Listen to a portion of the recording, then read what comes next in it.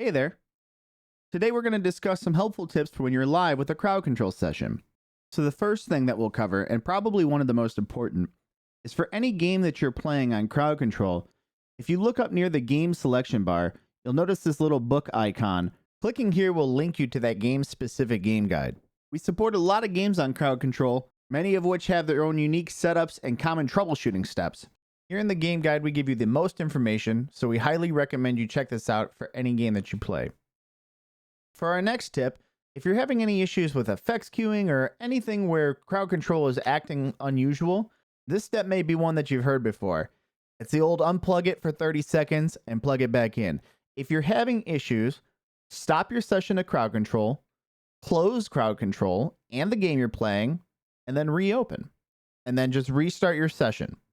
You'd be surprised how many times this simple step can fix hiccups and how many people don't think to do it.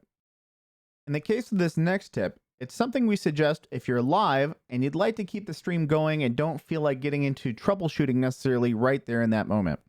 So if you're having an issue with an effect that isn't triggering or is queuing and just overall not working, one thing you can do is in the effect manager is find the effect, go over to the right and click disable effect. It'll either autosave or you can save it yourself.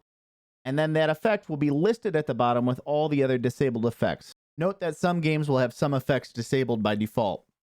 If you'd like to bring the effect back, all you got to do is hit the little plus icon, and then it'll go right back to its spot in the effects list. This is a quick way to prevent your viewers from continuously trying to activate an effect that for whatever reason may not be working. This way you can carry on with a smoother stream experience, as opposed to having to stop what you're doing right in the middle of stream.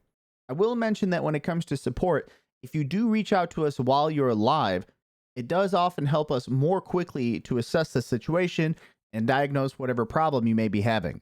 That being said, we want you to handle it in whatever way you best see fit, so simply disabling the effect will allow you to do that. For our next tip, another easy thing you can do is verify your game files. So in Steam, right-click on your game, go to Properties, and then go up to Installed Files, and go ahead and click Verify Integrity of Game Files.